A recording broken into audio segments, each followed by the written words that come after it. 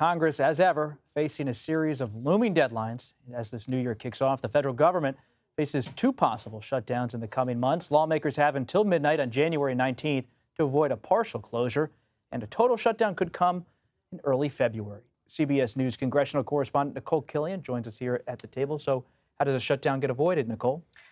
I mean, we'll see if that happens, Bob. Obviously, as you know, this is a unique situation in that there are not one but two funding deadlines. So that first deadline hits January 19th, the second February 2nd. And so the short answer is we don't exactly know what's going to happen because as far as some of these appropriations discussions are going, they don't even have a top line number. So without that, you can't really pass a fuller appropriations package. So that is kind of where the dilemma lies. Where is Speaker Johnson?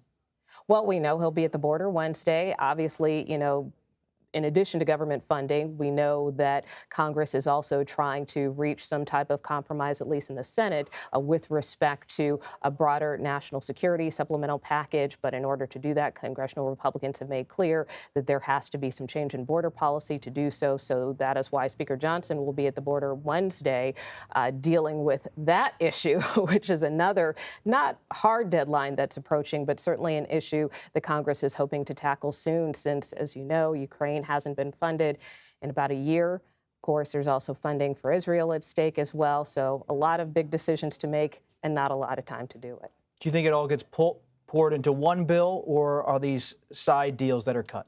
I think trying to put it all in one, even though some have suggested that that could be one potential option to try to get as much done as possible, I think could be challenging just because, as we know, it's a very prickly situation with respect to government funding. Many Republicans, of course, want to be more conservative and hew to a lower top line number than some Democrats, and particularly some in the Senate who want some additional funding added. And then, of course, this issue with the border. I mean, we have seen these negotiations drag on and on and on in the Senate. Granted, we're about a month in, but, this is something that also is going to be very thorny in terms of how the policy is written. So I just see it as a very challenging situation if they just try to lump everything all together, which we know Congress doesn't always like doing that.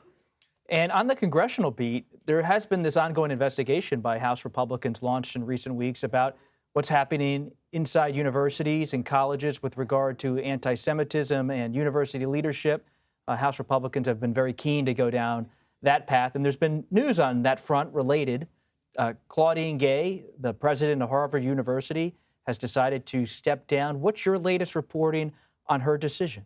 Yeah, this is very significant news because this is something that we had been watching following that hearing back in early December, where we saw the House Education Committee really try to take many of these university presidents to task, particularly over their responses to whether or not calls for genocide against the Jewish people violates their code of conduct. And we saw some of these university leaders with elusive answers, to put it mildly. But that being said, consequently, we saw the resignation of University of Pennsylvania's president shortly after that hearing, and now Harvard University's president, whose board actually backed her just a couple of weeks ago. But now there has been this change where she submitted her resignation. She, in addition to, her testimony in that hearing, was also facing plagiarism charges, which she has denied. But certainly in terms of talking to a student just today, said that this is something that, some students are relieved about it, but others are wondering what's next. As far as congressional leaders, though, we know Chair Stefanik, who was a big part of that hearing, said that this was something in terms of President Gay that was long overdue.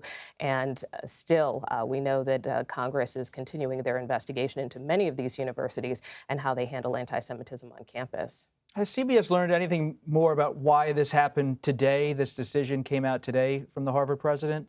Well, as I mentioned, obviously there was the fallout from the hearing, but then these plagiarism allegations surfaced with respect to her dissertation at Harvard, also with some articles. She did make some corrections. And again, while she did deny some of those allegations, there was a lot of pressure building on her from outside forces, particularly a lot of big donors.